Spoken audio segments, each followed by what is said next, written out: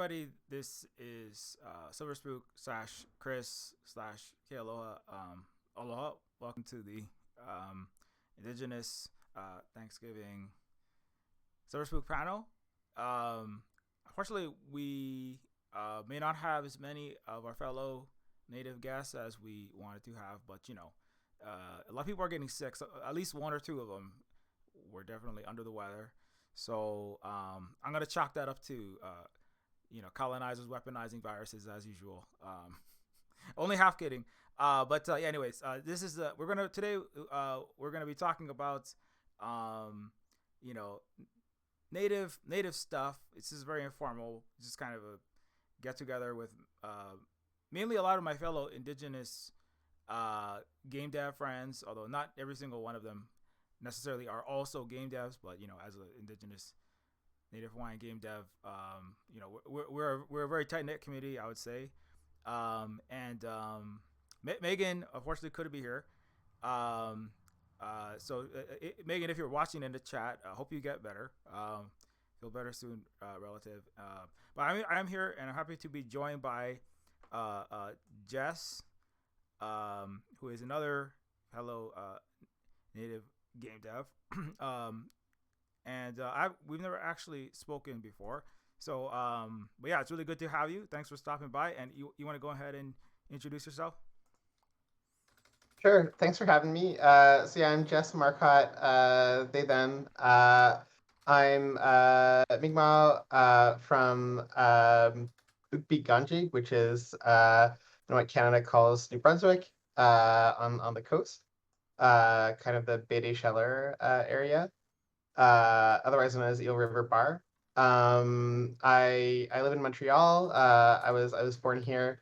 I'm a game designer, researcher, community organizer. So I organize with QGCon, that's the Queerness and Games Conference. And I'm 1/3 of Soft Chaos, which is a worker-owned co-op, because we care a lot about labor rights because it's all interconnected. And yeah, that's a little bit about me. Yeah, awesome. Yeah, that's really cool that you got labor rights are really important. I mean, there's so many. I never know where to jump off with this, but there's a lot of things happening. Up in the northern Turtle Islands slash North America, and of course, I wanted to get some of our Maori friends down in the Southern Pacific. One wanted to be here, but unfortunately, our friend Naftali, the Veselakov, the Umurangi generation creator, has young ones to tend to. That's important. You got to make sure we have future generations of ourselves. That's as important, at least, as showing up for Silver Spook panels. Anyways, but yeah, I mean, if you want to talk about maybe just like what's kind of I'll let you jump off like wherever you want to, because we're gonna get to everything. Usually that's what happens. Oh, looks like we have one of our other friends just showed up. Are you in the chat there? Yes, I'm so sorry. I didn't feel well, and so I took a nap, and I took longer than what I wanted. So, but hi. Hey, yeah, Hello? welcome. Oh, okay. Yeah, we just started, so yeah, don't feel too bad. Oh, perfect.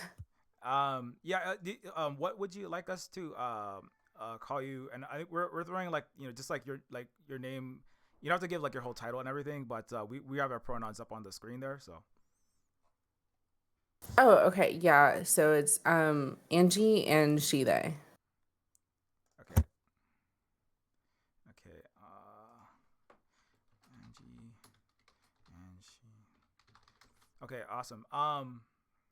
Yeah. I mean. Yeah. Welcome. And Angie, if you want to go ahead and like just like briefly like introduce yourself, like where you're from, like what nation. Oh, okay. Sorry. Yeah, so I am like, do you want me to say my title? Like, is that like everything, or Or just just maybe just talk about like a little bit about I think you're also a native game dev, right? No. Okay. So I am more on the side of like the academic side of the server and like the group where I researched more about video games and that whole concept. So just it's not that I'm a dev at all. I don't so I have more of a degree that looks at what it looked at was like video games and a holistic approach for Indigenous student development. So that's how I came across like the whole server and the community. Um, but my tribal nations are I am Chickasaw or Chicasha, Chonta, Choctaw, Mississippi Choctaw, Mexican, um, and I am also have involvement in like the streamer community. And so I'm a streamer on Twitch, and I am a part of the Twitch Women's and Latin Guild, and just was accepted into the Pride Guild. And I also co-founded the Indigenous Alliance on Twitch. Oh, okay, right on. Yeah, that's really great. Yeah, that's basically what we wanted to know, just kind of like generally who you are. Okay, gotcha. Yeah, yeah, and thanks for stopping by. As I said, some of our other friends are not going to be here, unfortunately, but we're happy if anybody is a native game dev from the Indigenous game devs. If anybody can shout out to one of our on the native back channels, whisper to our friends if any of them are wanting to jump in. I think some of them were, at least one of them was asleep when I messaged them. So if they do wake up, we're happy to have more. We're planning to have about 5 to 6, but as I said, like a couple people were sick. Megan and one of them has a child carrying duties, so it's fine. But anyways, yeah. So like, I mean, as we were talking about, like before you stop by, Angie, I guess we were talking about like kind of like the worker cooperatives. Jess, you mentioned kind of worker cooperatives. A Silver Spook here for myself as a native Hawaiian. I'm the it's the games making is mostly I do solo dev, but like here at the Silver Spook, Ohana, the family, it's a cooperative. They run games focused business, but also household, and that's really important in terms of like trying to tell like stories that are not I mean just on the game's perspective, not telling stories that are not co-opted. We are forced to self-censor, let's say, in colonizer funded endeavors, let's put it that way, of any kind, corporate, even nonprofit, and in other contexts. But to be a cooperative where we just kind of rely on people buying the games, directly supporting through whatever, helping us with Patreon and Ko-Fi, just direct support, helps to be able to tell stories of our experiences, like from a native perspective, and also other perspectives. There's things that I couldn't say at corporations that I feel more free to say, like in Neofeud. Obviously, that's the big flagship game that I put out there, and then there's like, but this I'm working on the sequel and several other games, and so that's something that, like, obviously that's a huge topic. So it's not necessarily the topic. That's not necessarily the Thanksgiving topic. We'll get to Thanksgiving. We'll do a roundabout for that. But maybe Jess, you want to just talk a little bit like how, like, why did you choose to organize that way that you have? Absolutely. So I mean, I'm very pro union as well. I think unions and worker co-ops kind of go hand in hand as tools to like help protect marginalized devs. So basically, like with this kind of labor organizing for unions more generally, you're kind of looking at like, thinking of all the layoffs like in the last couple of years. It's often people who are racialized, people who are indigenous or queer or otherwise marginalized who can't afford to stay in games if they lose their job, so they're kind of forced out of the industry. And what a co-op does is it kind of puts the decisions in the hands of everyone as owners, and like you can still own particular decisions with your expertise, but everyone kind of gets a vote, and you can build a system that works for you, like bylaws that work for you. uh I think it's really important that, a co-op could still be exploitative if, say, there's like a bunch of core members and then you're, outsourcing all your work to contractors and you're not giving them the same benefits or you're paying them less.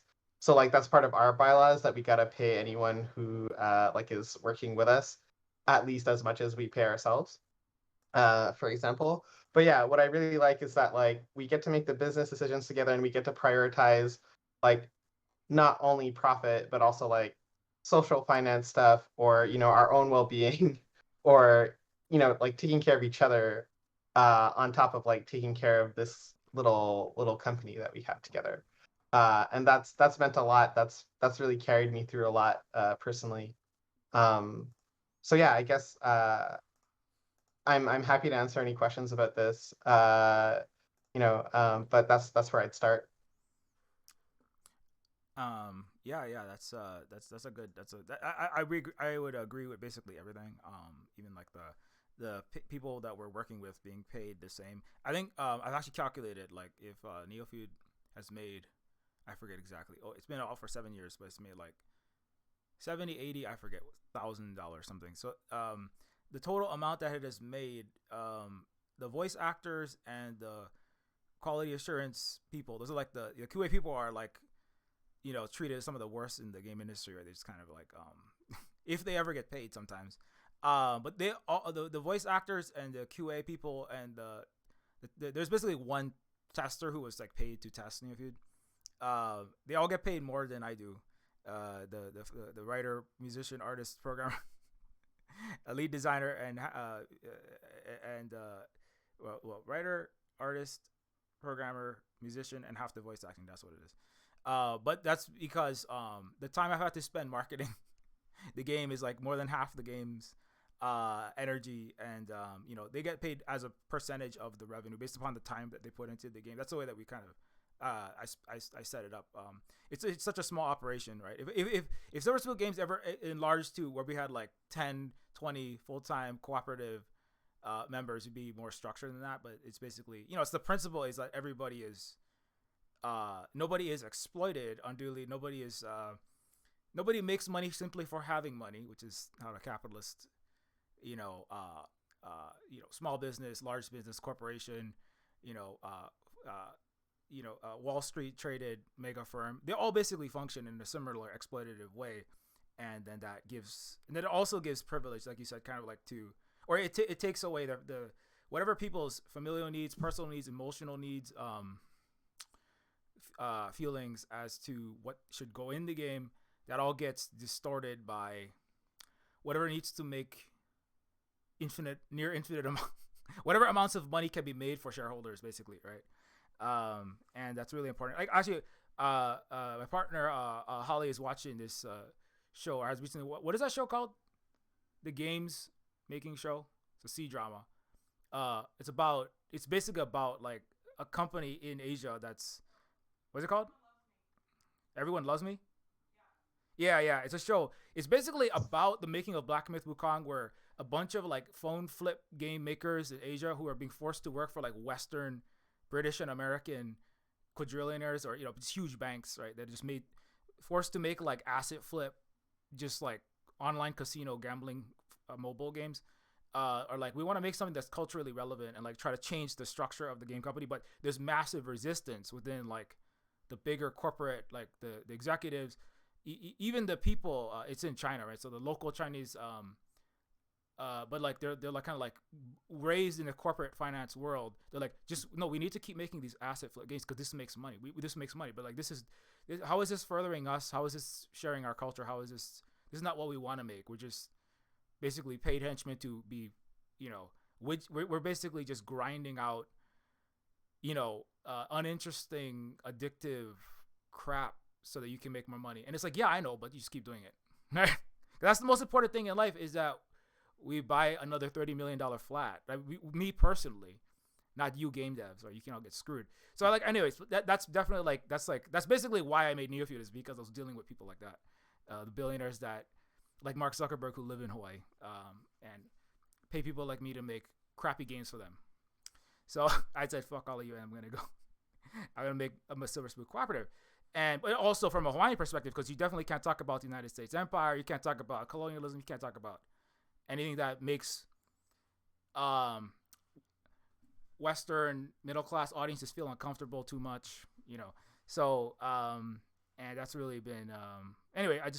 Sorry, I'm just like ranting now, but yeah. Anyways, but I just 100% agree with that, and I want to stop talking and give it over to Angie. Why don't you talk about like whatever you like? What do you think is like or what have you like learned, or what's some of your work from like Indigenous game devs or anything else that you want to dive off? I know I threw out so much stuff right there, but just I feel like I've been talking too much. Yeah, no. Sorry, hang on. Okay. Yeah, so one thing whenever I started doing my research is I came across the person that runs the community, and reading their work and how they've incorporated, indigenous like ways into their video games. And so I found that fascinating because, obviously it's kind of it's an indie game, so it's not something that's like mainstream known. And then my experience obviously from popular games like Oregon Trail and stuff isn't ever been like too great representation for indigenous people, and even some of our characters like are very stereotypical of indigenous people. And so it was nice to see more of a different perspective of indigenous ways into our video games. And so whenever I talk about video game, like adding a cultural component to video games, it's kind of like those video games where they're using this different form of media to connect with indigenous people and get our stories told through that narrative. And looking at Never Alone and how they really worked with the tribe to put that whole storyline in. I kind of see some gaming with some of the apps that my like tribe has. And so the way that I take that concept, I'm like, oh, that would be a great like game, and because it's like think of it like a walking app, and it's like a game after you pass a certain amount, like you get you unlock achievements and stuff. And I'm like, man, that's like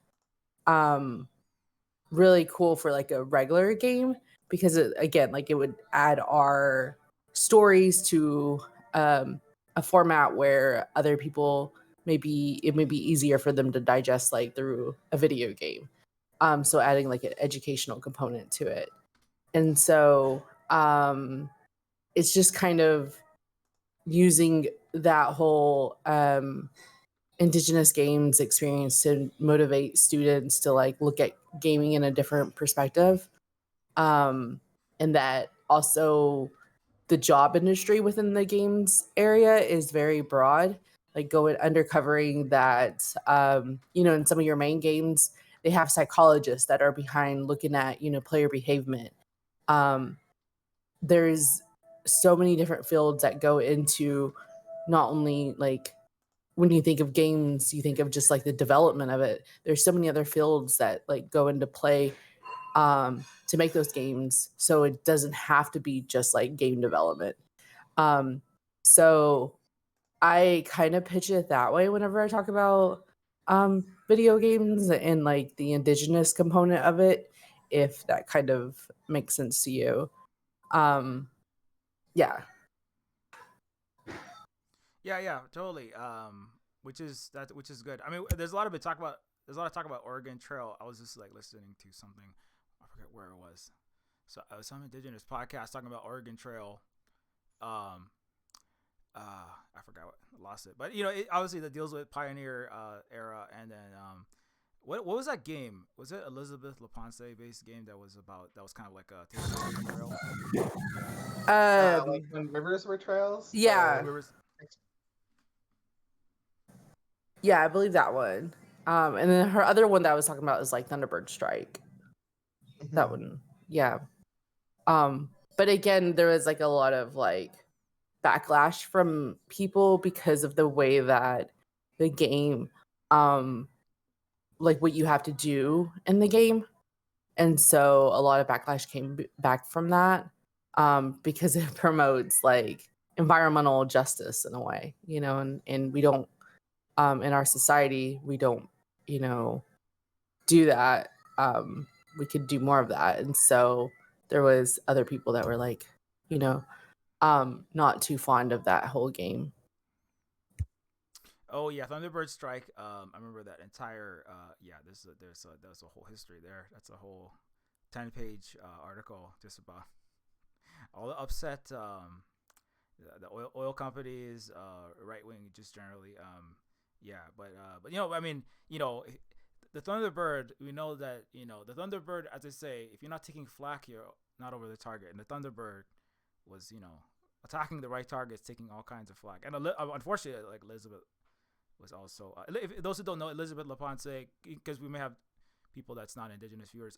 Elizabeth LaPonce is a veteran native game dev and also professor. And yeah, Thunderbird Strike. You should play it. I have played it. It's very fun. I played it on this stream at one point. So yeah. Oh, nice. Yeah. I play all the Indigenous games at some point on this stream. Umurangi Generation, Hill Agency. Try to play it when they come out when I get a chance to. I got so many I got a giant Steam backlog that's like longer than the crime of colonialism. Well, not quite that long, but very long. And so it's I played Thunderbird Strike. It's like you can play it in like half an hour. It's like it's got like it's like a 80s. I want to say not necessarily Galaxy. It's like Gradius. People don't know what that is. I'm old. But it's like not 80s arcade shooter, but like side scrolling. But you're kind of like attacking.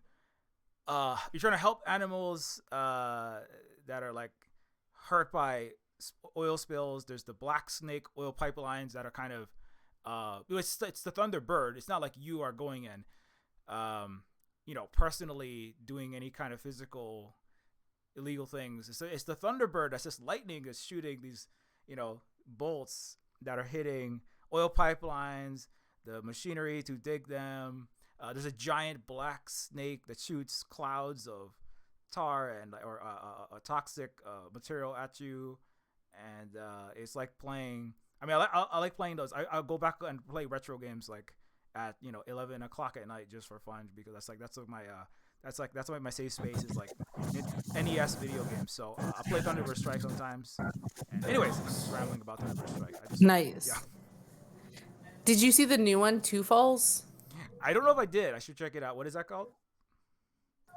Two Falls. Here, I can DM it to you because there's two games that I was told about lately that is adding kind of an Indigenous storyline characters. And then this one too is on Kickstarter, or I think just had a Kickstarter funded. Mm-hmm. Oh, okay, cool. So those two. Okay, Two Falls and okay, yeah. I'll definitely check those out. Yeah. But I try to. I mean, like I'm not a storyline person, so my games I started playing like whenever I started PC gaming, I played like Friday the 13th, which is a whole other like genre. So I usually play either party games or like horror games or first person shooter. So storyline I haven't got into yet, but I should, like for cozy vibes or whatever. Not that some of that stuff is like it hits you in a different way, so it's not really cozy, it's educational.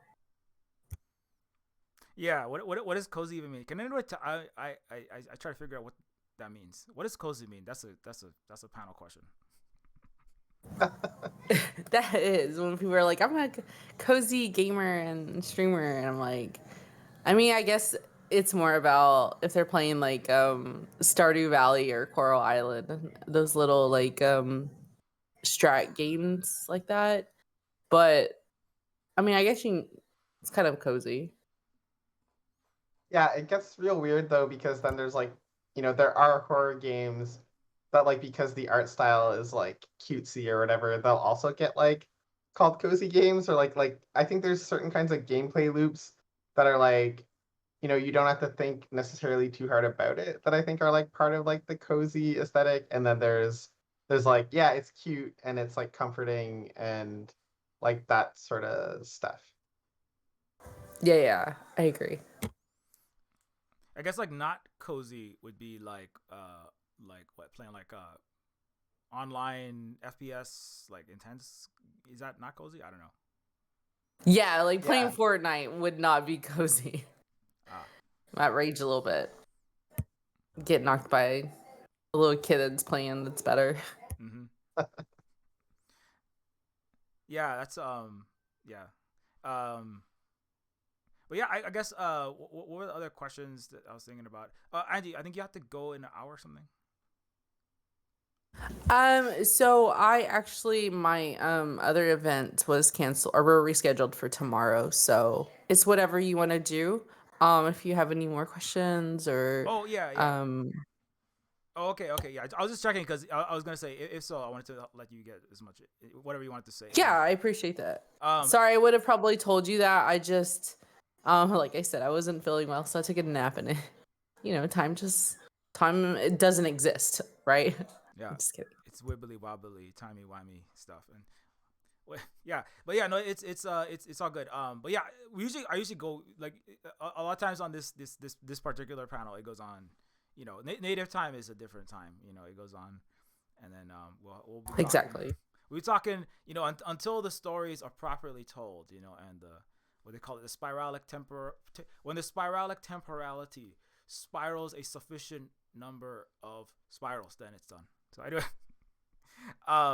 Anyways, what am I saying? I think that like we should probably address though maybe just like a little bit, because some of the people that are gonna watch this probably, I'm gonna put this on the YouTube as well. With the Silver Spook panels. We should probably just talk at least a little bit about like what people, particularly like non-indigenous people, think. What U.S., Canada, etc., particularly the U.S. Want to project as Thanksgiving, right? And because obviously it's Native American Heritage Month, right? I think in some places, I don't know if it's where you are, but I keep seeing that it's Native American Heritage Month, and we have Thanksgiving. But some people, everybody's at a different place on their journeys, including Native people, to kind of undo a lot of colonial propaganda, let's say, and learn what Thanksgiving is. I think it's in particularly poignant given what's happening in Aotearoa right now in New Zealand. Huge events are happening there. Momentous events, I would say.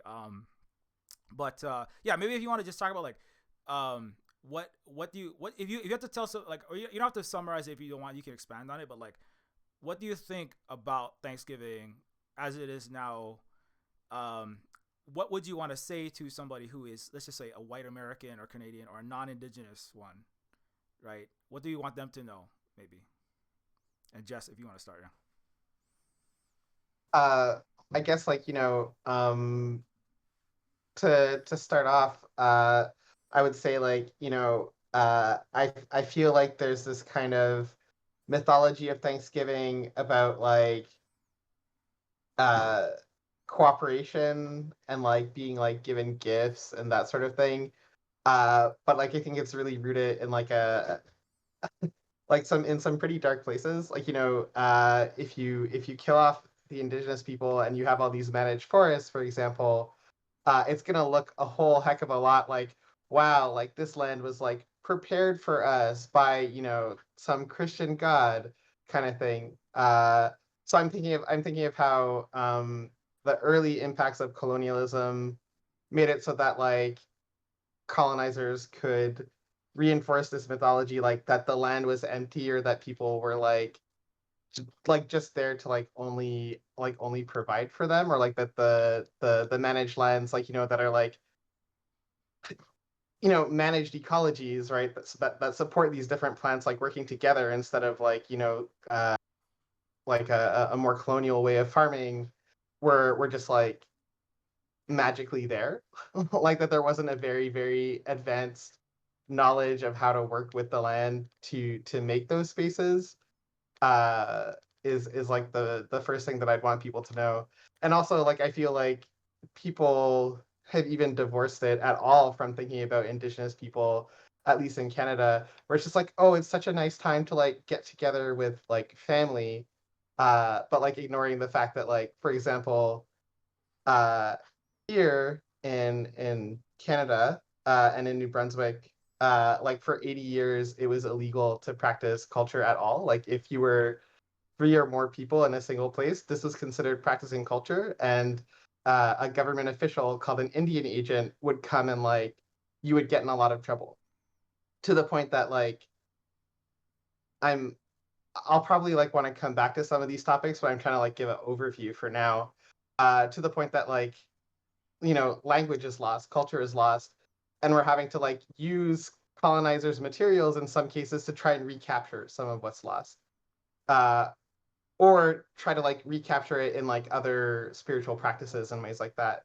There are so few speakers of Mi'kmaq, for example, right now, that like the only way that I can get a class to learn my own language is like remote online through Facebook groups, things like that. I did manage to find a course eventually, and you know it I went and visited family recently, and you know, the older generations that like that spoke the language are gone, but the generations that are still there were telling me how like they would they were so afraid, like after these like, you know, decades of not being able to speak their language, that they would speak it in secret and like tell the kids that are now the elders like not to tell anyone that they were speaking it, for example. uh and like so when I think about how Thanksgiving, you know, is positioned as being like about family and thankfulness and like Indigenous contribution to like helping colonizers survive, I think of like all the things that didn't survive. And you know, it weighs pretty heavy, I guess. Yeah, totally. Yeah, 100%. In Hawaii, it's definitely been hard to learn language. It was illegal to speak, and there's like 100 native speakers, less than 100 native speakers in 1983 of Hawaiian, or Olelo Hawaii, which is what we call here. And so, yeah, so it's the same, similar. It's a similar situation for us, which many people don't know when they watch Moana and Lilo and Stitch. Um, but yeah, yeah, definitely feel that. Angie, if you want to say like what, anything else, or you know, your own perspective on Thanksgiving. Oh gosh. So it wasn't until like, obviously I think I liked how you said everybody's in their different journeys and stuff. Obviously you have to go out of your way to educate yourself on all those things that our educational system doesn't teach. And luckily, we have different forms of media to get that. But I say all that because my perspective on Thanksgiving kind of changed more so whenever I was working um, with a university and kind of like working with students, and they would kind of have a deconstruction like conversation about Thanksgiving around the holiday. And so like learning about the real um the real history, and like because obviously it shows that the Pilgrims and the Wampanoags were friends, and like it was uh a celebration for them, but that's not obviously how it went. And I went down a rabbit hole because I was trying to learn more about like this holiday. That's what happens whenever, I'm kind of interested in how it started. Kind of like Native American Heritage Month. I was trying to like educate myself on like more in depth of like how did we get to where we are, and learning like how they advocated by horseback like around the country to get signatures to get a day, and it turned into a week, and then it turned into a month. um I was reading about Thanksgiving, and how like it wasn't until the late like 1800s that they were like trying to like even add it as a holiday. And um it was interesting that Thomas Jefferson, I think, was the president, um was the a president that was like, I don't want to sign it as a holiday as president because I want to separate church and state. Like, or yeah, I want to separate church and state. And so it was kind of interesting because the way that as president he didn't want to do that. Um but then every other president like kind of did it as different holidays. And so at this point, whenever I think of Thanksgiving, like it's not real. Like it's we've made it up. These, presidents in office like throughout a holiday for them to, I guess, whitewash like the history. Um and it's frustrating because that's what they do. And then so now we have it so ingrained in our like society as this fake story. And so I get together with family. I get that. Like we use it as a way to gather, because it is a federal holiday. So usually like people have it off if you work in areas that, provide it off, if you're not like kind of working for companies that, profit off of it. But they're starting to treat it more like Christmas, I feel like, and like shutting things down. At least I've seen it more of like people taking giving their employees like in retail like the day off. So it's expanding, I guess, into more of like getting time off. But normally it's one of those that it's a big profited holiday because it leads into like Black Friday, the other capitalistic holiday. So I get the importance of gathering as family because I love family, but I hate it. It's around this holiday that was just made up. And it's like not. It's a story that just continues the narrative. If that all makes sense. Yeah, no, that definitely makes sense. And yeah, I would also basically agree with all of that. We're gonna have some we're going to have some events. We try to call it what do we call it? Harvest time, harvest season. Because a lot of cultures. Oh yeah. Mm-hmm. Right around the world have. Sorry. Oh yeah, no. If you want, I'll finish up if you want to jump off from that. But yeah, harvest time and harvest season in Hawaii is called the makahiki. There's a season of planting and sowing, and then there's the Hawaii has like basically it's not temperate zone. It's like very productive year round. But there's kind of like the more rainy, darker season, and then there's a slightly less rainy season. So like around this time, we would be harvesting and then playing games, having actual luau's, like anything you can have in Waikiki, any Hawaiian resort, anything you've ever seen. All the fake plastic luau's you can buy.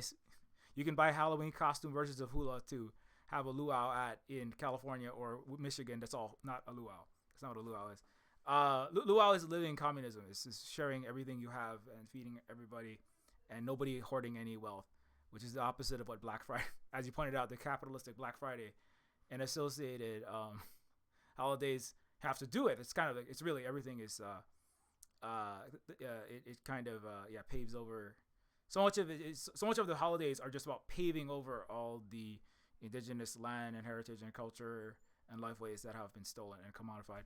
And but yeah, harvest. We'll talk about it that way. I still got to use, like you said, kind of like you can get a day off, and it is what it is. But it's kind of like at the same time try to educate people about what is. That's why I put it in quotes whenever I make the thumbnail for this, because like if I said makahiki, everybody's gonna be like,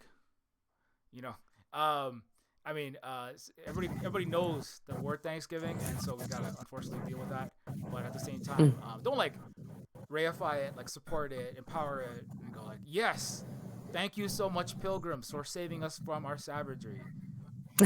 God bless you, pilgrims. No. Anyway. Yeah, no, I like that, and I like that. It's a form of like a celebration for harvesting. I did read like that a lot of culturals did do that, and like the green corn dance, things like that, is popular um, amongst communities. I unfortunately, like come from communities that are not that have been um, turned civilized, and so it's trying to get the older community to realize, like, I think we should decolonize in the way that um kind of understanding more about that, his like providing that education to our community. I feel like it's important, but it's in whoever's in leadership that makes more of those, like, changes, Yeah. or advocate for those changes. Yeah. Totally. Um. Yeah. Just if you had anything to add, you can. Otherwise, I was gonna bring up something else that's related, but yeah. Go right ahead. Oh yeah, I was gonna say, because obviously one of the big, on top of like dealing with, I'm sure, and we could come back to other things related to the Thanksgiving narrative, but one thing that I felt was also probably important to at least touch on at this time is the the as I mentioned, like the Aotearoa New Zealand Maori Native peoples struggle against the, basically it's the attempts to again break and get around treaties, right, that have been established. This one is the Te Tiriti o Waitangi. I could be mispronouncing that, but it's the Treaty of Waitangi, which is the agreement. It's actually that the British and the European colonizers in New Zealand were forced to make, which is about basically saying that the European visitors that are in, or the foreign visitors in Aotearoa New Zealand will be allowed to be there. It's a long history. I can't really recap it all in 30 seconds, but basically they weren't following rules established by the indigenous Maori people in New Zealand, and so the Maori decided they would try to get the British crown, get the European power to pass, to basically discipline, or like pass or support a set of rules, right, that would basically help the foreigners behave themselves basically on the native land there. And so the Treaty of Waitangi basically it maintains it's a long history, but basically it maintains the sovereignty of the Maori in the land, but it's basically like it's the kind of the opposite. Well, I shouldn't say that because I'm not incredibly read up on this, but basically like the Europeans there are like a nation within that Maori nation. They're allowed to be there and have their own ways of governance, but that the New Zealand Parliament itself is allowed to be there by the Maori. It's not, right. It's kind of not like the Maori are on a reservation, or they're in a little, they have rights set up for them by the Great British Empire, right, or the Commonwealth, whatever they call themselves nowadays, right. It's actually the Maori are allowing those people to be there as long as they follow the rules of Aotearoa New Zealand. And Maori have fought battles and won battles, important, to force this to happen. Of course, the British and the colonizers there, settlers there, and colonizers and various powers. United States is involved in the current one. They have tried to break treaties, go around treaties. This is a story planet-wide. Over the centuries, this is what they do every time. They pass a law. They pretend like they'll sign a treaty, pretend like it didn't exist, right? Lie about it, make up propaganda about it, right? Just try to get around it, break it, try to make a new one, ignore it, right? And just everything they possibly can to steal, to take more. And a lot of the current push, right, which is what the big explosion, which the video that went around the world, went viral, of Hana, I forgot her entire name, but the Maori party, Te Pāti Maori, which she's the one of the members in the parliament there,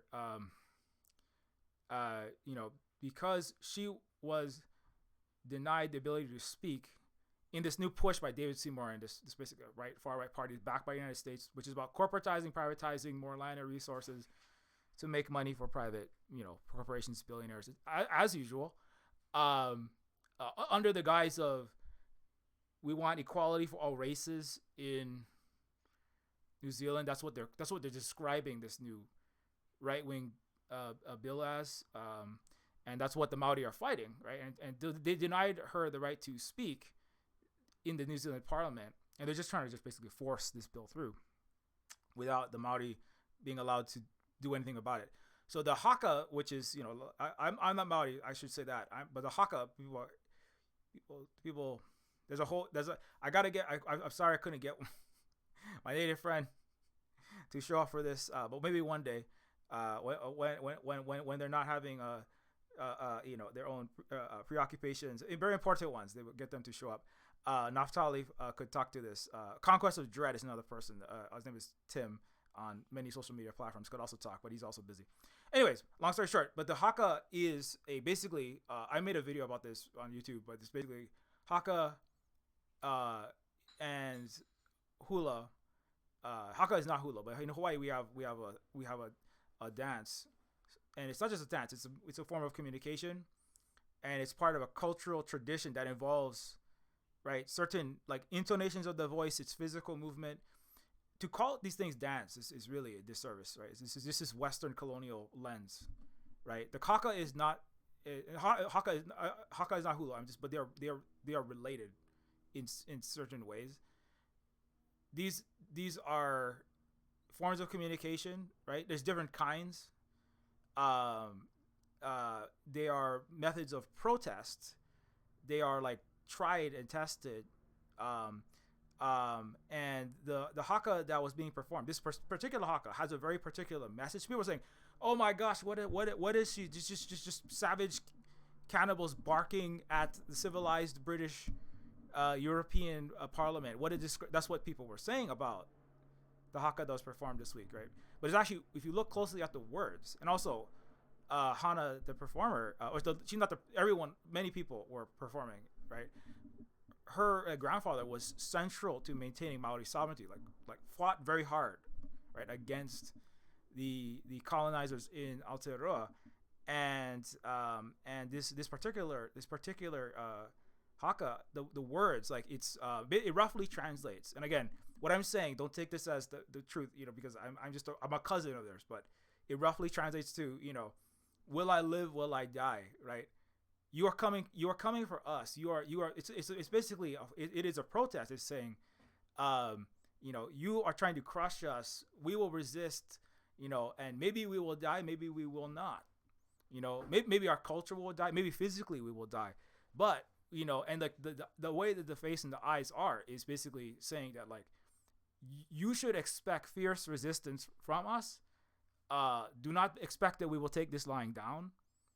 Right? And you should reconsider your disrespect.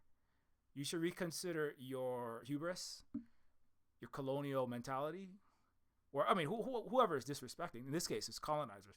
You should reconsider what you are doing now, because we don't necessarily want people to. We don't want to have huge fights and disruptions, and ultimately wars happen sometimes, right? That's right. So we don't want to have people. We don't want to cause suffering and violence. But if you continue this, we will fight by all means. That's, as some decolonial relatives of ours say, we will fight by any and all means necessary, up to including war. Somebody pointed out, like, the New Zealand is discovering why they had to sign treaties, right? Because the Maori and the other native peoples fought colonizers militarily and defeated them and forced them to sign treaties. And then the colonizers shortly thereafter go violate all the treaties and pretend. And then they, so, but long story short, so like the struggle there is a global. That is like a very important struggle. That's a global struggle. Also,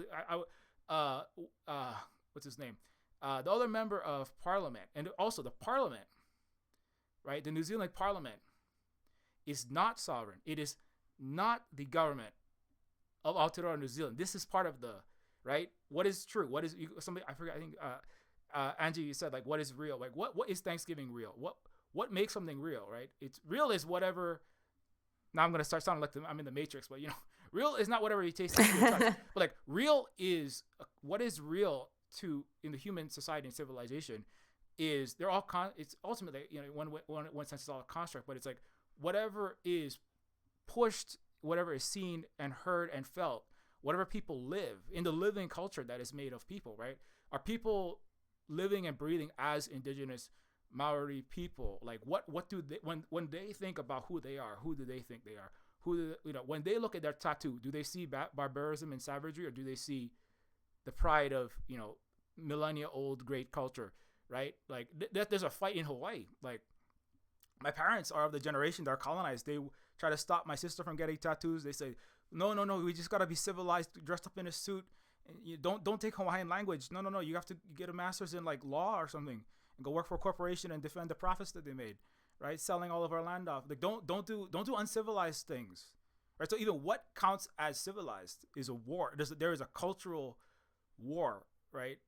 It's not necessarily people are shooting, but it's a war in everyone's mind over what gets to count as civilized. Like the David Seymour said, New Zealand, by marching in the street with these barbarian savages, has shown, he didn't say that exactly, but basically implied, New Zealand is too childish and not grown up to have adult conversations, right? That's what the right-wing US-backed government is, that's their narrative, right? That is that, like, these people with their tattoos, they're marching down the street half naked with these sticks.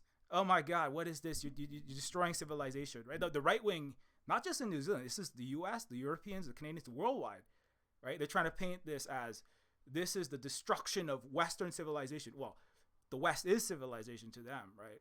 Of course, to us, we have different perspectives. And I'm talking so much, I got to slow down. But let me finish by saying, like, that's why I think like that's so important, because Aotearoa, every one of our indigenous struggles worldwide, decolonial struggles, is all of our struggles. Any victory that any of us has, it echoes throughout the entire earth, right? To all the others. That includes in Palestine, right? If they are crushed and annihilated, we're watching our own history happen before our eyes by colonizers, right? Including all United States parties, by the way, all major ones. That is a struggle for all of our survival as indigenous people, right? And so I gotta just stop now. But anyways, feel free to pick up anywhere. I know I got real intense there, but if I said anything, just to like clarify, what they're trying to do in Aotearoa is redefine who the treaty applies to, right? Such that basically it won't apply to like the living Maori now. Is that like I just want to be sure to talk a bit about that. Maybe is that accurate? Well, like to get a good, let me get a little summary from somebody that I know. What you should do is like ask the Maori party, like how he has the most accurate information on that. Some things I'm saying, I'm trying to put together what I remember, but in short, like let me get this Twitter thread up that I have saved here. Make sure I don't get this wrong. Yeah, so what is happening in Aotearoa, New Zealand? This is from one of the Maori people. Yeah, it's a long story, but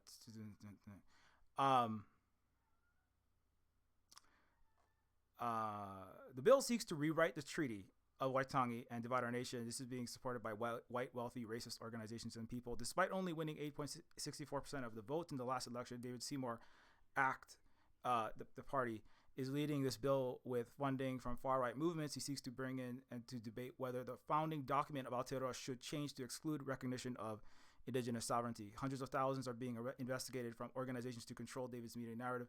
He is failing, and indigenous people all over the world are rising to stand with one another. When I said Hana, it's Hana Rawiti Maipi Clark is the current youngest member of parliament and is a member of the Maori Party. Hana did a haka to protest the bill in parliament, which has gone super viral over social media. This was in alignment of how haka is used. Kamate, written by Te Ra Pauraha, a chief of the Ngati Toa tribe. Young people, elders, non-Maori nurses and teachers and health workers and other indigenous communities are standing with Maori. There are protest activations, action, workshops, and so much more. Aotearoa is mobilizing against this bill. This is a national hikoi or walk. So the walk was separate from the haka was was performed in the parliament, and then after that was this huge walk that included at least tens of thousands of people from the top of the North Island to the bottom of the North Island, arriving at New Zealand Parliament on Tuesday, 19th November. So that's the story behind the haka. So anyways, I hope that answers that question. But so it's actually to basically, from what I have gathered, it's basically to question the entire treaty itself and the legitimacy of the Maori as the sovereign, right? I think the Mr. Waititi,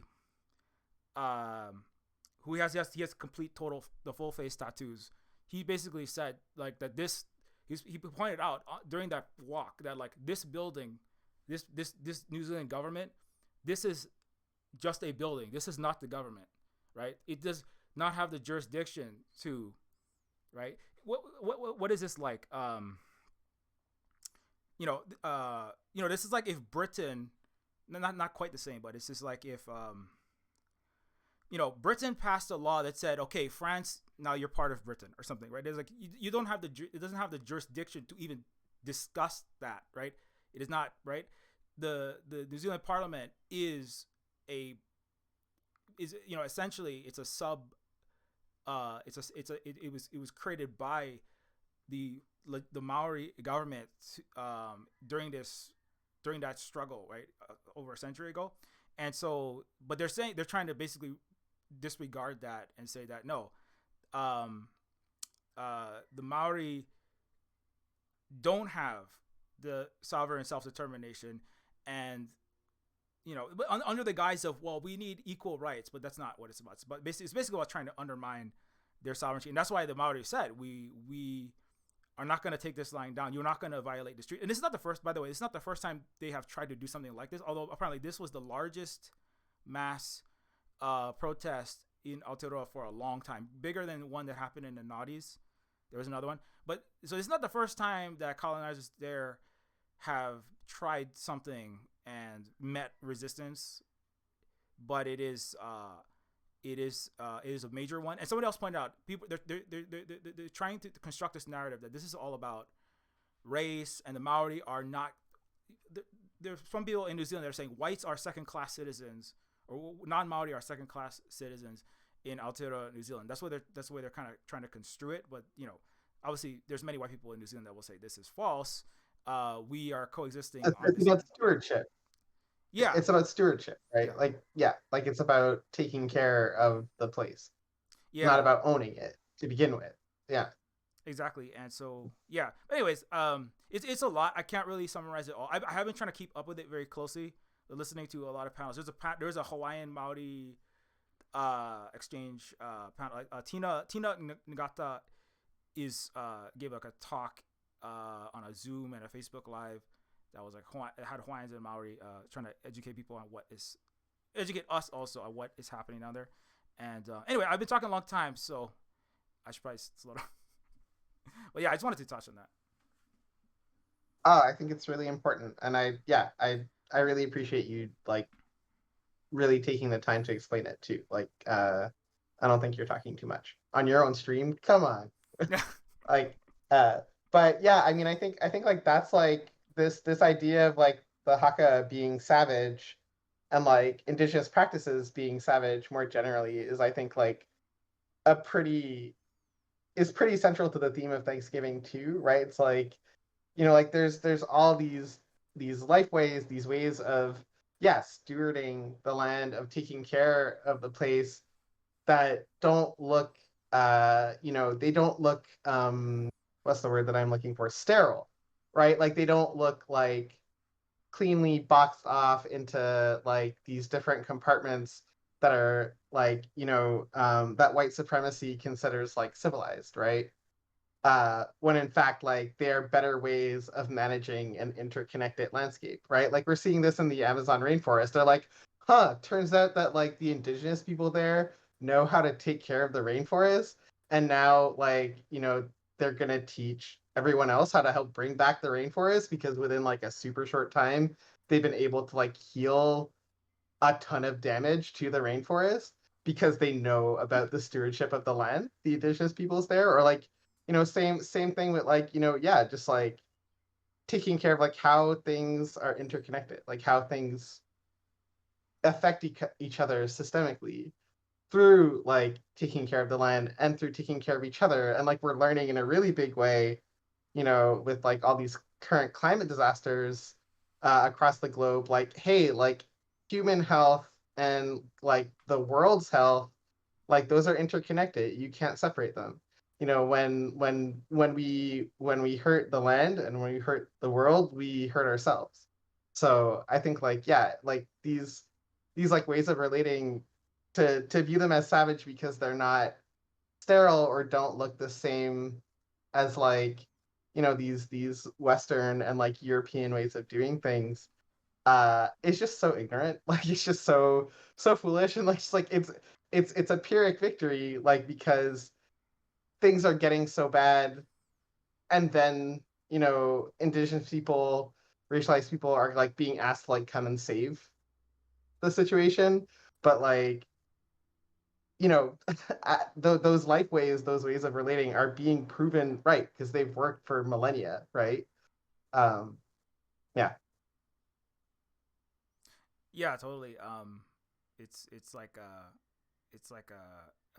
we are trying to say not just indigenous people, but like everyone, right? And it's like help us help you, like Jerry Maguire. But it's kind of like stopping us from like helping save everything and everyone included, and like just judging people based on the outward expression. It's kind of like what like I said, like what counts as civilized, what counts as like professional, acceptable, like like African hair, Hawaiian styles, right? Tattoo clothing styles is uncivil. That's one of the fights in Aotearoa in New Zealand, which is just having the face tattoos. There was a big fight. You had to wear a tie in the parliament. I think Mr. Waititi, I forgot his first name.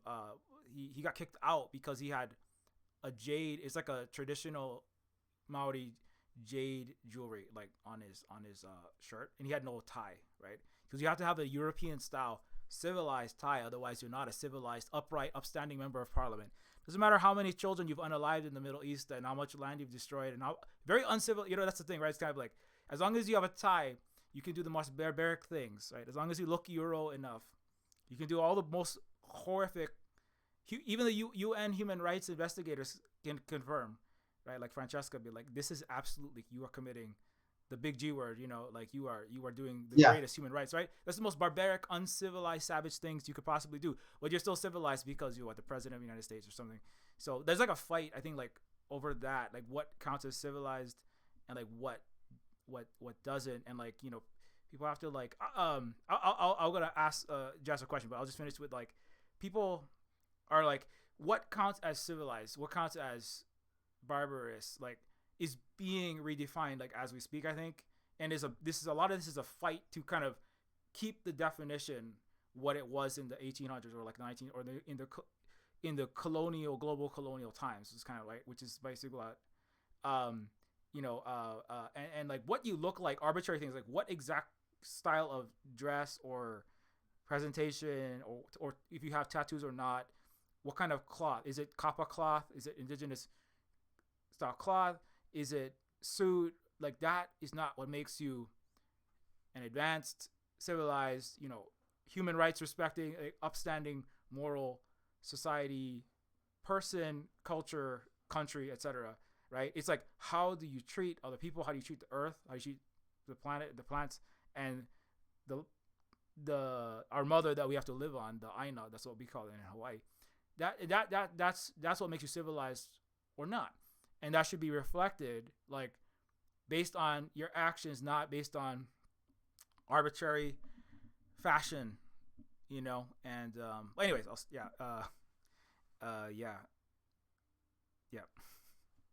Okay, so I don't want to cut my part short, but due to me not feeling the best, is there anything else you need from me for this conversation. And I apologize for cutting my part. I do want to appreciate having this or letting me share this conversation with y'all. But yeah. What Go ahead. Oh yeah, no, yeah, we're just kind of talking now. So, but if there's anything like in particular that you like, I know you're not feeling well. Don't feel like you're gonna like let anybody down, because I totally get it. It's rough. And yeah, thank you so much again for being here. In case you do gotta like just go, but if there's anything in particular that you like,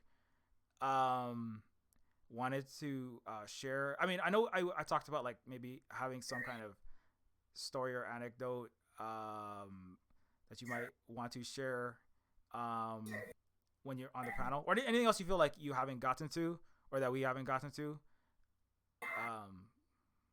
Yeah, we definitely be interested to hear. Yeah, so like I said, I've been doing this, kind of advocacy for, Indigenous representation in gaming throughout my research, and the past 2 years have been just like it's been a lot, like with trying to educate the Native organizations, the community, about like gaming and looking at it through more of a positive Indigenous lens, I guess I would say. Because I will note that um, there is a lot of, you want to have healthy habits with gaming, obviously, but it would be like anything, right? Um, and I also will say that one of the things that sucks about video games, when you're also, when you put intersectionality into play, as someone that's a woman playing video games, that's so annoying. And then we have, the racism within video games. So even though gaming can be fun, it with marginalized populations playing it, it's a it cannot it can sometimes be toxic environments. So creating inclusive spaces for all to feel, accepted is important. And I, recently, I don't know if you noticed, I don't think I posted in the Discord, but I recently had a conversation with Twitch, the platform, about, highlighting Indigenous people, because over my experience on Twitch, they've never recognized like Indigenous people or Indigenous Heritage Month, but they, obviously recognize all of um, the other marginalized groups. And so it's just kind of like, hey, we're still here, like it's, I mean, I think we pretty much, gamed throughout our like ways. And so if anything, we've created gaming. And so for us to be like the spotlight of, or not spotlight, but at least have a representation is needed. And so I had a conversation with Twitch just to get the start the conversation more in a spotlight perspective of was very meaningful to me, because I was at Twitch headquarters on Twitch front page, on Twitch's channel. So for me, it sparked a movement or a moment of like, I am trying to uplift the community in this gaming space. And it's like big shoes to fill, because I tell them that we're not all the same. So I can never speak on, all of the different, vibrant tribal communities out there. Like I can never speak on everyone's experience and cultural, experiences. But what I can speak on is like my own experience and what I lack in CN, and then as well as like knowing that I'm not just I'm not just Native. So it's like I have this other identity. And so well, I mean, I have like many identities, right? And so feeling seen is important. And so that's kind of what I just wanted to add, is that trying to advocate that we do get representation out there in the gaming space. And obviously that streaming platform is one of the biggest ones. So my hope is that one day like a Indigenous video game just goes so like viral and popular that everybody, you know, maybe gets a touch of history, like real history from it, or it leaves them with something that like they can know that we're still here, and that um, it's we're still thriving, and we can be in these spaces just as much as them. You're here. So I guess that's all I got. If you feel free to let me know if you want me to answer anything later on or whatever. I'm glad you reached out to me and I could be a part of it, like I said. And that's why I did power through. Like, I know you said if you're a mistake, don't worry about it. But I felt like I felt okay enough. That's why, like, after the nap, I was like, okay, I gotta get up. So I really wanted to, participate in the conversation. So thank you. Yeah. Yeah. No, thanks a lot for powering through it. And yeah, really, I'm really glad that you were here. I did not know about that you were advocating for all of our Indigenous people on Twitch. So I'm glad that you brought that up. That's really important. I mean, I do stream obviously on Twitch, and yeah, that is important work that needs to continue to be done. And yeah, thanks so much for coming on. I feel like we could probably talk about a lot more. I'm sorry that some people are just all sick at this time. Sorry, we're missing a bunch of them. I hope everybody does get better. But yeah, it's like we're all just kind of, I know a lot of people just kind of hanging in. So anytime the energy they can spare, I really appreciate it. Because it's hard. I know it's a hard, rough times. Great Yeah. to meet you, Angie. Thank you. And you can follow my socials. I am Angie Noel on Blue Ski. Are we calling it Blue Sky? Blue Ski. I like Blue Ski. I don't know. It's cute, right? Yeah, it's cute. It's better. It rolls off the tongue better than Blue Sky. Like, I feel like Blue Sky should be an airline company. I don't know. I've been calling it Blue Sky because that's what I thought it was, but now I'm gonna start calling it Blue Ski. And I think there's a show, but I think it's calling the platform that is just cool. Oh yeah, let's it's like Bluey or something, I think. Yeah. Yeah. So it kind of reminds me of that, but like, I don't know. I think Blue Ski is cool. But I'm on there. I'm hoping to delete my Twitter soon because we know what that is. That's a mess. And you can find me on Twitch, Angie Noel with an underscore, and Angie spelled with 2 E's. That's a whole other like story in itself of decolonizing my name, taking back my name, I guess, after being called something different. But let's see, in Instagram, those are the platforms I'm really like on a lot.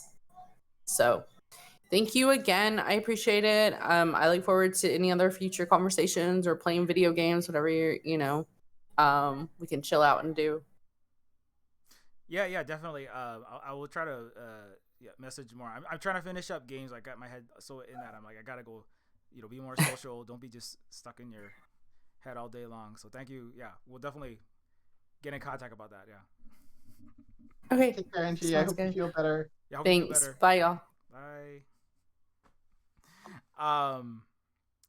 Yeah. I hope if you are sick or you have to go or anything like that, just don't feel like you gotta power through. Also, just... I have about half an hour before I have to head off myself. Okay. So enough time to chat a little longer if you want. Yeah. No, that's fine. I don't have a I'm actually I'm probably gonna, like, when this is done, whenever we're done, then I'm gonna probably be streaming. I usually stream on Wednesday for a while longer than this anyway, so it's no problem. But yeah, since we got about half an hour, yeah, if there's anything else that like we didn't, I know you mentioned there's a couple things where you might wanted to circle back to. Yeah, I guess I was thinking about language a lot because I'm thinking a lot about how I guess like Angie was saying, we're still here, right? And like I guess like about how like how access to language like also helps like um you know I guess like reveal or like shape worldview too.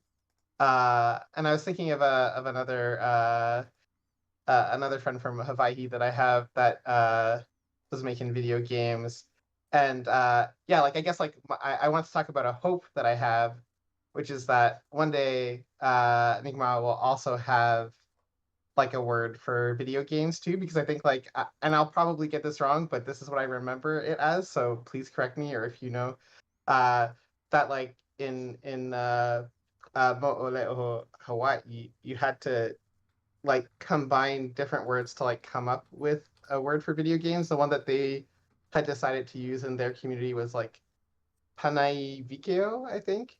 Uh anyway, and I kind of like I guess like I'm interested in the ways that like um as living people like our language like also brings our worldview into games. And I was thinking um of this game. It's not an indigenous studio, but they consulted with actually like my community called Gunde Weekduk, which is a Mi'kmaq adventure by a studio called Green Robot Studios. Anyway, I guess I was just thinking generally like as a theme about like how like how we're coming up with like new words for like things like video games or other things that exist. Um, and like how that like shows um, you know, the way that culture is living and like being created by the people living it all the time, you know? Yeah, yeah, yeah, definitely. Like the I think it's Pa'ani Pa'ani Wikio. Yeah, I think that's basically it. Yeah, because like I am not as fluent in my own language as I would like to be because it was obviously banned when I was born. It was illegal to speak. It was illegal to speak Hawaiian in Hawaii when I was born. Yeah, we never raised with it, but I know like some, but and I know some words obviously don't exist, and they were they're words that are being created. Yeah, like as you said, in the living Hawaiian culture and Olelo Hawaii, or the Hawaiian language that we have to continue to perpetuate. Yeah, so yeah, but Pa'ani is to play, and then like Wikio is it's like video. Yeah, so it's yeah. There's one other words I forget what it's called. There's a Hawaiian word for the Hawaiian word for plane is was it Va'alani?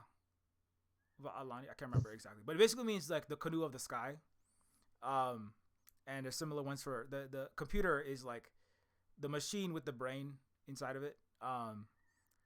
If you look it up in the Hawaiian dictionary, it's yeah, there's many words like that, Mhm. and yeah, and like yeah, like you said, like in making games that are in and that have um yeah, the cultural your culture living in video games, and like they're about the culture is like really really important. I try to work on like like I don't have any games that are like specifically like set in Hawaii. Like I was debating doing that with my first game. I have another one of my games is called Indigenous, which is basically it's like a science fictional version of the indigenous. Not any single one, but it's definitely closest to Hawaii, where it's like 2001 Space Odyssey, Star Wars, but the kind of like but with the native people aren't being invaded on a planet by an external colonizer. They're poisoning the water, like the U.S.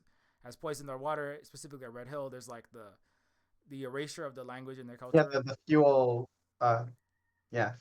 Yeah, the Red Hill fuel spill with the U.S. military spilling that fuel in our water supply, and so like you have to one of your first jobs is you have to like heal the poisoned water. Now it's like a science fictional setting, but like a lot of the words that mean like vai in Hawaiian, vai is fresh water, and like vai is wealth, right? Because you have nothing if you don't have the water from which everything Mhm. grows.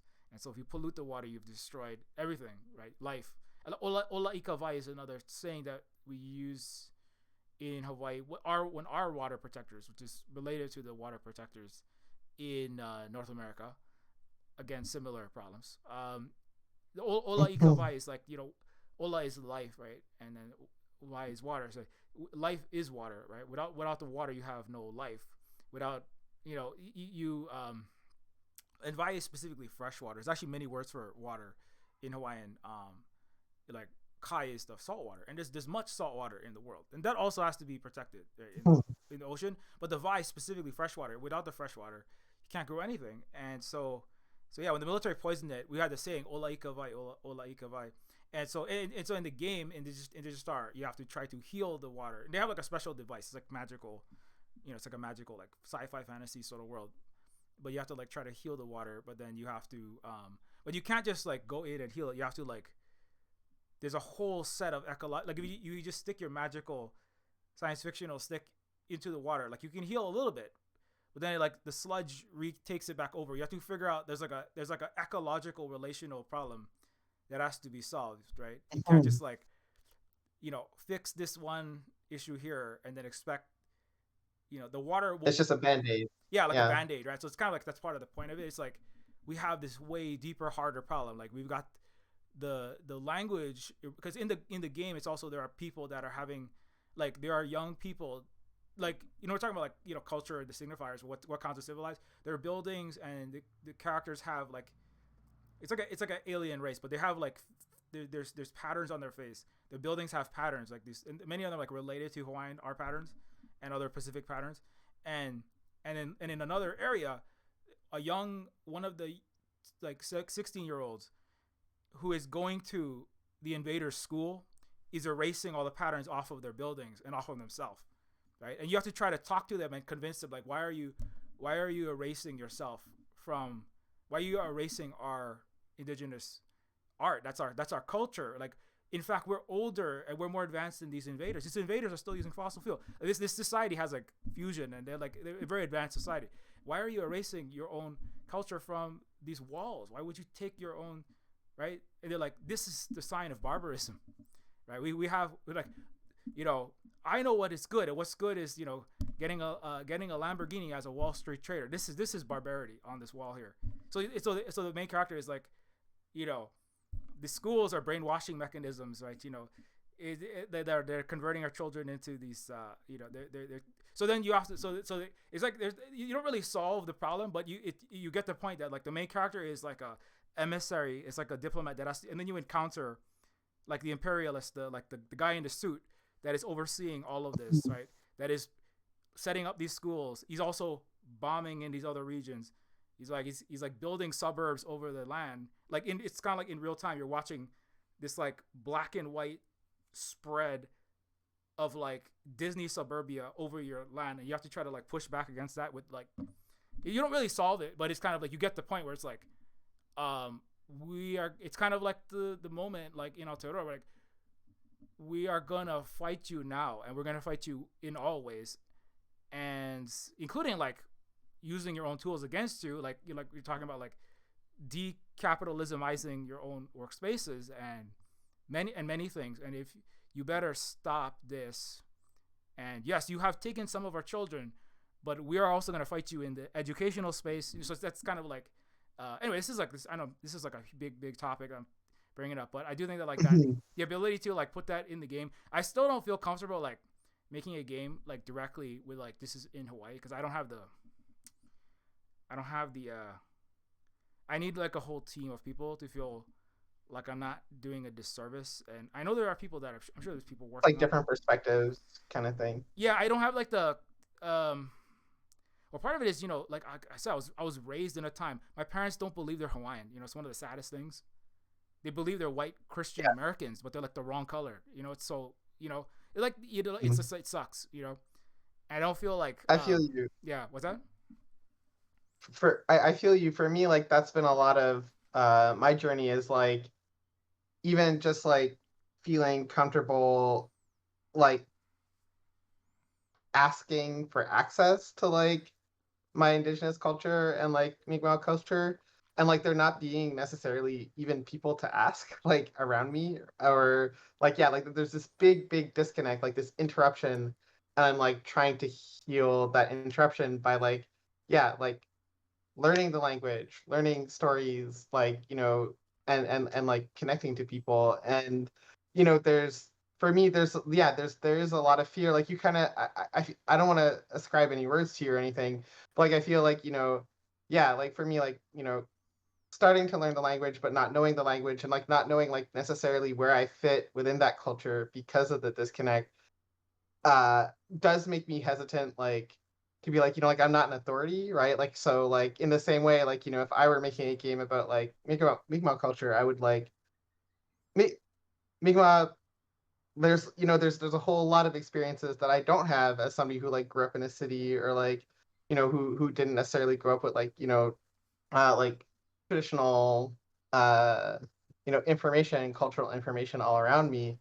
And so like I get it basically when you say that like you would need a team, like of course, right? Like it's like uh and the thing that I tell myself is that like actually, you know, like you're saying with your game, like what's happening in Parliament in Aotearoa, like that's what the colonizer wants. Like that's what settler colonialism wants, is for me to feel guilty about trying to learn about my culture, and for me to like feel ashamed of it and to not do it, right? Like they'd be more than happy for that to happen. Like, that's how they win. So like there's a big, I sometimes say I'm like partially driven by spite, and like I'm only half joking when I say that, because I'm like, I'm gonna do it then, right? Like that's an act of resistance to like connect to my culture anyway, despite the discomfort, to like to go and do the hard thing, to learn the stuff, to reconnect, to to get in touch with those things and learn. That's an act of resistance. And so is teaching culture, right? Like, so is like, like uh that community organizing has different layers. And like, standing up in parliament and doing a haka, or like protesting on the streets, that's one layer. But like to like build solidarity and to like, you know have like these other impacts, you gotta go to the community, right? You gotta like make community spaces where people can like connect and make art and like, eat food together, and like all these other things to help support that work, I guess. Yeah. Yeah, no, yeah, exactly. Yeah, it's that's one of the hardest things to talk about. Is that like feeling like I'm like half stormtrooper in the Empire. Like, am I qualified to how am I qualified? How hard? Oh my gosh, it's so hard to. I think it was the one part of Braiding Sweetgrass, that book by Robert Wall Kimmer. There's a chapter. It's just a book. It's more catering to non-indigenous audiences, I would say. But like, there's a chapter where it's like, it is so hard to survive in America. This it's very hard to pay my mortgage, and I need to learn my language. And like, when am I ever going to use it? I'm going to talk to my sister on the phone, and like, this takes so much time. It's so hard, right? And it's like something that like a lot of non-indigenous people don't recognize. Like, it's like hard. You think it's hard surviving in your colonial capitalist system. Try surviving while you have to do a whole nother job called like learning the culture that colonizers stole from you. That's like, it is hard, and it's like something like, sometimes I'm like, yeah, how am I gonna use this to help me survive? Like, in a in a perfect world where it's like I didn't have to worry about like paying for electricity to stay on so I can keep being on this computer and stuff like that. We got kids there too, so we got to think about like feeding them, and like, Mhm. trying to make sure that like we homeschool here, but we have the ability to do that, thank goodness. Silver Spook Cooperative lets us do that, because they don't teach they don't teach the Hawaiian history in Hawaii schools either, even to this day. Like, so we gotta teach them here. Kids still get punished in Hawaii for speaking Hawaiian. People don't realize this. Like, the superintendent of schools said Hawaiian is English is the language of power. This is the words of the Hawaii school head. Said English is the language of power. Kids should not be learning Hawaiian. It's not useful for business. Not useful for anything. That is the perspective. People think it's over because there's Moana, Lilo and Stitch. I saw somebody with No. tattoos. Yeah. Like, no, they're trying to wipe Hawaiians out. Like, that's like, it's even like written in like some Mhm. documents. They're like 10% of Hawaiians leave Hawaii every 10 years. Right? They're trying to wipe us out. So like you said, it's an act of Yeah, well, resistance. Yeah. Yeah. it's hard to afford to continue to stay there if all the property is like owned by settlers, right? Yeah, exactly. It's that's like the number one thing. I call it financial trail of tears or like financial ethnic cleansing, because what they try to do is make it so prohibitively expensive. It's like $1.5 million for like a house where I'm from. I can't afford to live. Like even if I wanted to like go to my native Ahupua is the word we have for like the land division of like where your family is from. Like it's like a valley basically from the mountain to the sea. I cannot afford to even be there. I have been ethnically cleansed from my native the specific land where my family's from, because in my family it's like Mhm. drowning in poverty there. They're all, my parents are like elderly. They're like living in a Catholic. This is part of the reason why my parents don't believe they don't want to. My mom, she was one of the generation that like they were like beaten for speaking Hawaiian in school. They don't even want to think about Hawaiian. They Yeah. work for the Catholic Church under the United States. The Catholic Church gives them a discount on rent, like living in an old rotten seminary building that's falling apart that used to train Catholic priests who abused them, right? And that's the only way Yeah. they can survive is by paying discounted rent to live in a rotten church that's like a health and a hazard. Like trees are falling on it. It's depressing. I mean, I can't think about it too much. It's just depressing, right? And so me and my family, we only survived because we like fled to the least colonized, least hyper. It's basically there's a volcano that will incinerate all the hotels where we are. You know, it's like I love this volcano so much. I love Pele the goddess because it's very important. The volcano goddess in Hawaii, Pele. But like because it's so hard to build $100 million hotels there, it's one of the reasons that we are able to even still live here, because most of Hawaii is like like you said, it's just like they're trying to kick Yeah. us all out. Yeah, absolutely. Yeah, it's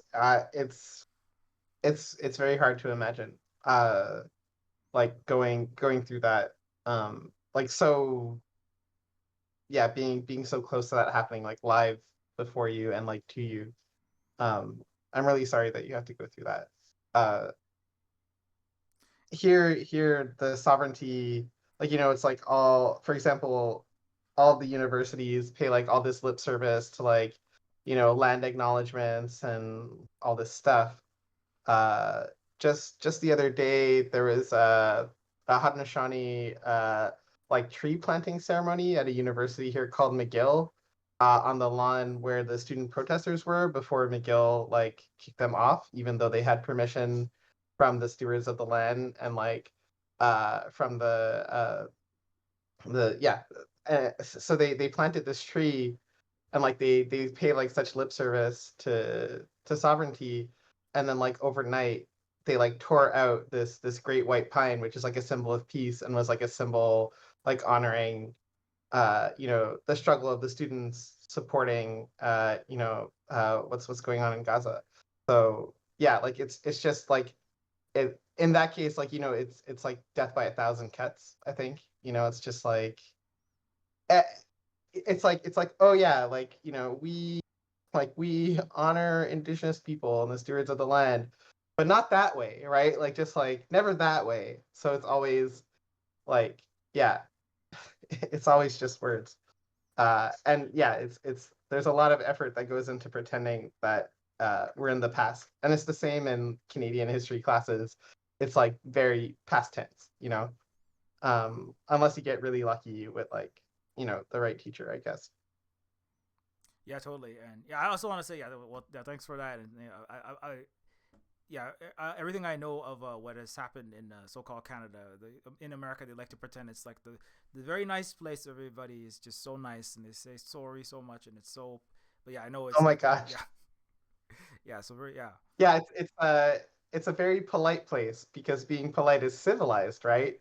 But like, polite G word is still G word. I'm pretty sure you can't say that on stream, so I'm not going to say it. But yeah, I'm not sure because I'm like Twitch has some new rules. I don't want to. Yeah, I hear you. Like, but it still is that. Yeah. Yeah, it's Yeah. yeah, I mean, it's horrible what has happened to all the First Nations, Indigenous people all over the U.S. and Canada. Holly, my partner, is Holly is uh, Holly is white, although we will say Holly has Russian left. Let's just say Russian left ancestry on one side that sympathized with a lot of the the decolonial struggles. Let's say, because there is a certain diaspora that's more the far right that came out of a particular place. I know up there in Mhm. so-called Canada, but Holly still is, you know, is white, you know, and so but yeah, Holly's been around a lot of native areas and like has like I haven't like lived there, but I've visited there, and I know that it's like yeah, it's a well kept secret. I mean, like you said, kind of disguising it with a niceness is like so. It's like that's why I really like in Hawaii. It's another just I don't like to get into settler politics too much, but people will say, well, "Why don't you just vote Democrat?" and stuff like that to me, and I'm like, every single politician in Hawaii is Democrat. It's like wall to every single one. Well, Kamala Harris is on this island right now, by the way, and I'm like, take your G word doing settler, but get off of my island. Get out of here. Like take your entire Mhm. U.S. illegal occupation with you. What are you doing here? All you did was grift. You didn't even try. Not that I care about your election, but what are you celebrating? What do you don't have the right to take a vacation? All these people taking vacations in Hawaii, and they're going, hey, Silver Spook, how can I take a vacation in a way that's I don't know. How can I take a vacation in a guilt-free way? And I'm like, at this moment, you cannot do that in Hawaii because zero Mhm. Hawaiians own our hotels. We don't. We were talking about cooperatives. Like none of them are native Hawaiian operated cooperatives in Hawaii. It's all big, giant tourist operated everything. And Kamala is staying in one right now, and it's just like, yeah, it's so, but if you try to, but yeah, to say that it's not nice. So Hananike Trask, one of our leaders, said, Hawaiians, we need to not make nice. That's what they say in Hawaii. They say, you're lucky you live Hawaii. They say, you just got to make nice. You got to be the host culture for all these very nice visitors. You have to be very polite. Never, the customer is always right. This is kind of attitude that we're supposed to have. And that's why, Yeah. like, when people like me and other Hawaiians get mad, it's like, oh, those are those Hawaiians. You try to like ostracize and put us off there, like those you don't represent Hawaii something, and get everyone, like as many people as possible, as many Hawaiians as possible, like bought into their own colonization by like working for these huge hotels and stuff like that. And so there's like Yeah. family fights, and it's so messed up. And yeah, and I've so yeah, go ahead. I've heard a lot of Hawaiian people like ask people not to visit, and like I know, like, so it stands out to me whenever I hear of like like a friend or like someone who's like considers themselves, I don't know, like leftist or like well informed or all this stuff, being like, yeah, I'm like I'm going to Hawaii, and I'm like, maybe wait to be invited back. Like maybe don't go if people are telling you not to come to their home. Um, it always strikes me. Um, Yeah, yeah. yeah, like yeah, just on that a little bit, just I'll because in case anybody is watching this and wondering, like I'm not anti like any kind of visiting or people shouldn't travel. Everybody should stay in their house forever, and that's not what I say. But like I mean, and like I'm not the only Hawaiian. There's many Hawaiians that have different perspectives, but the reason why a lot of Hawaiians say that is specifically it has to do with like who owns and controls the land, the tourists, the airplanes, the tour companies, the Disney Aulani. I mean, people are boycotting Disney for good reasons because of the G word, among other things, and like they own huge swaths of the islands. The Lilo and Stitch and Moana, these are just marketing for their mega hotels in one way. I mean, it's money making for entertainment, but it's also like to get more people to show up here and and live here. Like again from the anti-capitalist perspective, like we're not even seeing any money from that. We're just getting more homeless. The more that they sell tickets to these movies and Yeah. the t-shirts, it's making us poorer.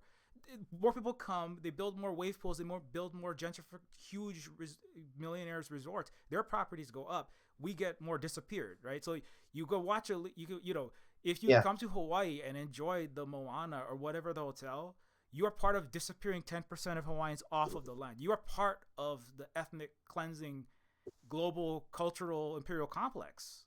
Don't like I mean, it's hard to not participate that when you're in North America. I mean, as an American or whatever, but like you don't like have. People say I have to vacation to Hawaii. You do not have to vacation. No. You need to eat food. You need to drink water. You need to support indigenous people whose land you're on, where you Yeah. are at. That's the best thing you can do. If you're in so-called Canada, you can support the indigenous people there.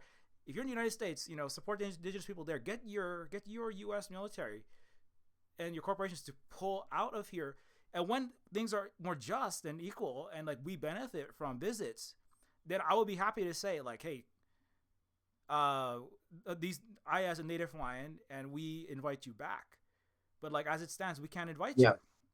you. Yeah, Hmm. yeah. And it's also like respect Yeah, people's absolutely. when people say like, I don't consent to you entering this space. Like respect that, because some people just be like, oh, I don't care what you say. Anyway, yeah.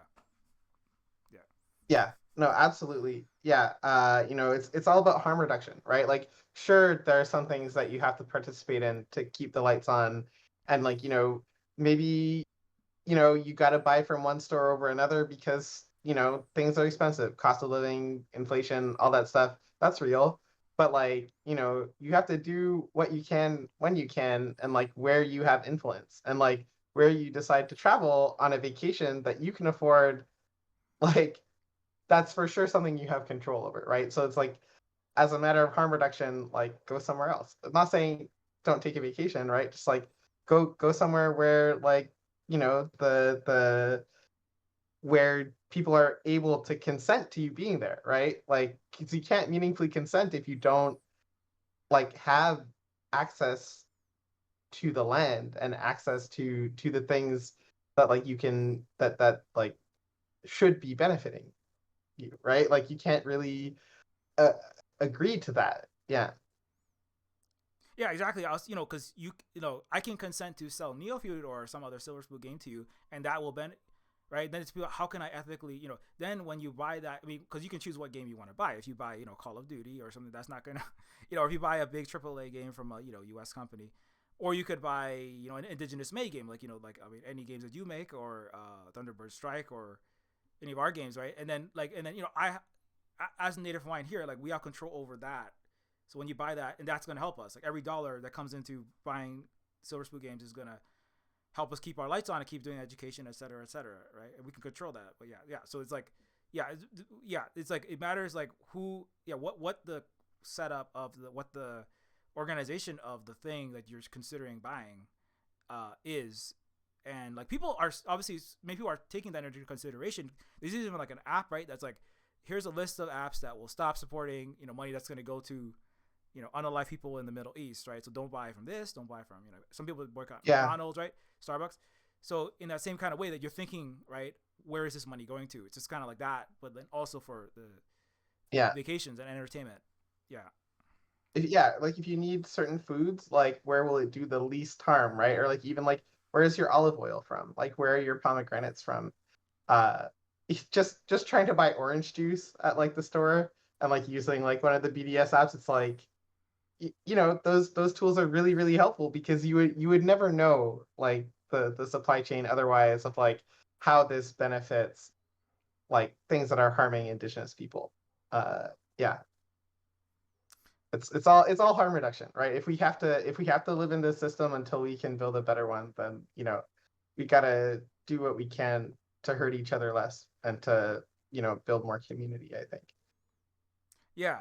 And like, it's kind of like if somebody does it and they're just like, oh, I never heard of that. That's one thing. But when if you like, uh, uh, I heard, because some people, I'm like, wow. Some people, I heard you native Hawaiian.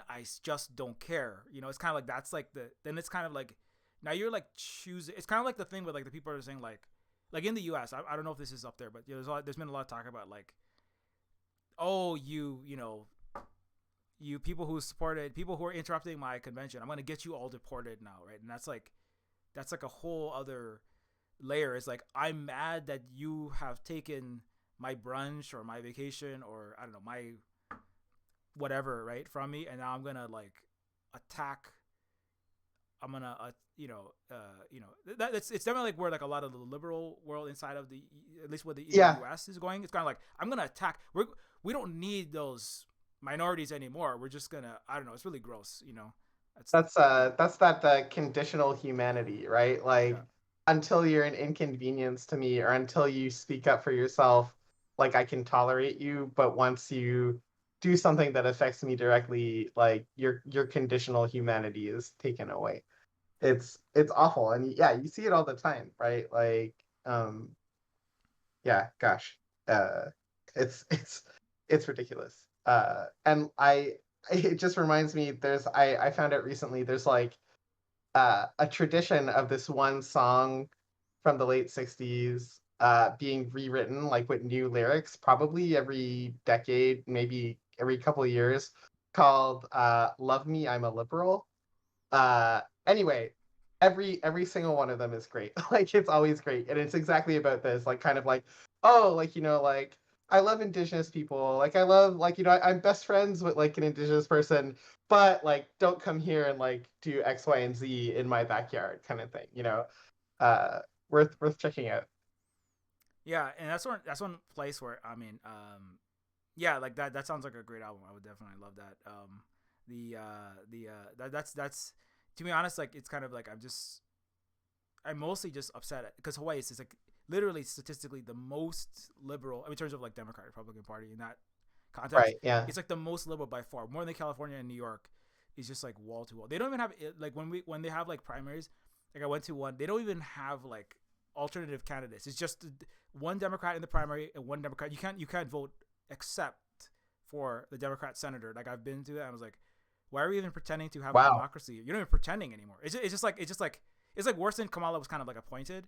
It's just like the primary Mhm. and the final election. Not every time, but there's like nobody running in opposition. It's like a procession of dynastic. That's why Neofield is kind of like is watching this. It's Uh-huh. just appointed kings and queens over here, but they're all happen to be in the Democratic Party, and so yeah, and like the liberal, and they're like the tactic is like the same thing where it's just like pretending to care about Native Hawaiians, other people like Asian Pacific Islanders, so many exploited people here, and just like so seeing, I mean, in one sense it's kind of gross, but it's at least the liberals are having a hard time keeping their mask on now, right? And that's kind of a good thing because like if they were to stay masked, then they're able to perpetuate like they will like you won't see it as much, and that can make some people I would say mostly non-indigenous people more comfortable. But when it's visible, right, then more people actually fight it, and you can actually know who the enemy actually is. Because if they don't, when they're invisible, then it's kind of like they can keep doing these harms in the dark. That's what I find. That's one of the. I think that's part of why Hawaii has one of the worst statistical like poverty, police murder, like homelessness, like economic inequality, like the racial inequality. It's like statistically, it's like it's like the worst. I think in many of these demographics, I've done like a whole analysis of like for like there's like Missouri,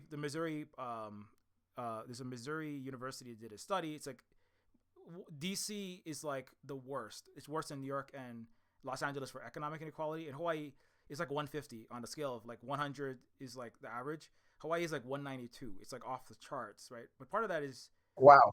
yeah, it's like it's just like it's astronomical. It's the cost of like housing and food and basic needs, what people get paid versus like the cost of things. It's like absolutely the worst. And some people say, "Oh, that's just because it's an island." Like that's false. Like we fed and housed everybody.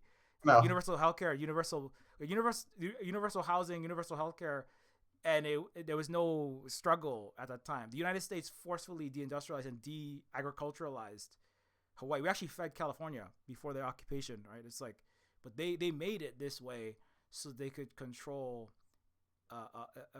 control us, and they put a happy face on it. It's called the Democratic Party. Right? We just love it, and yeah, Uh, so yeah, yeah, that sounds really disillusioning. And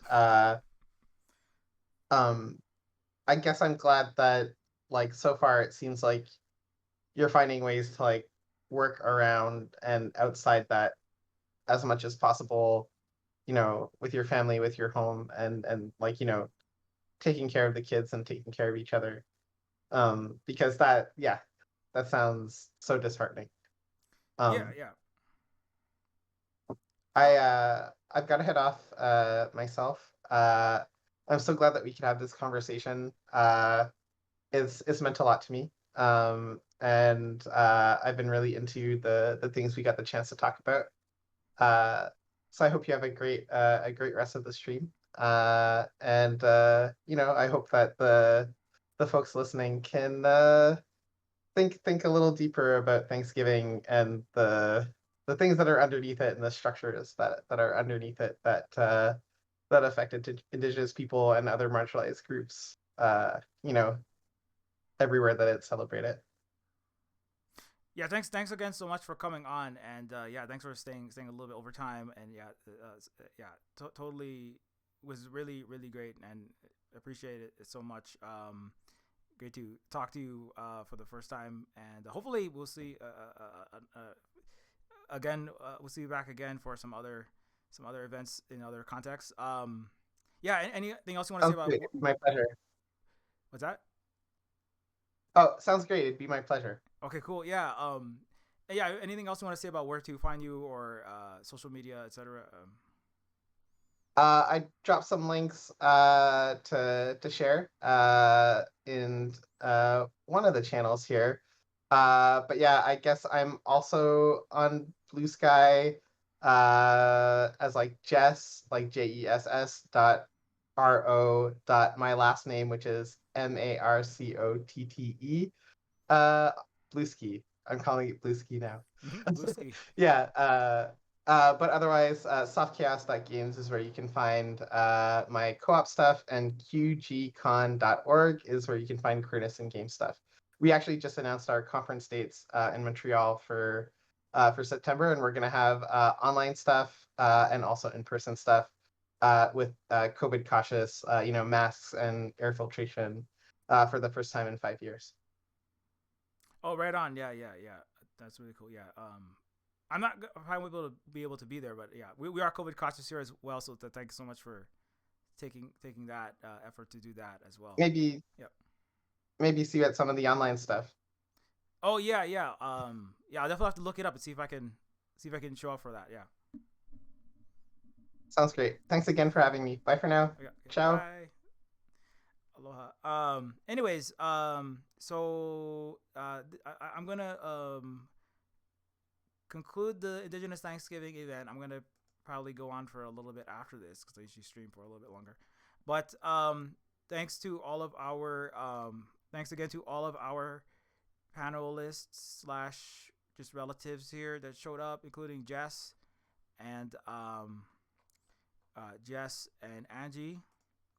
Obviously, I am Silver Spook, and you probably know where to find me. If you don't know where to find me, look up Silver Spook Games, and NeoFeud on the internets, on the Blueski, and anywhere else that you might use it. I think I may be on the I may be in the I was gonna say Smoke Signals Network, but that was a bad joke. But anyways, I'm Silver Spook, and thank you so much for coming out for Indigenous Thanksgiving. Thank you for watching. There's much more to learn, and don't forget to subscribe or like, and if it's on YouTube, subscribe and like on Twitch. Do whatever the things that help share the channel around, and yeah, we will see you another time. Aloha, mahalo nui loa, solidarity with Aotearoa, and have a good one.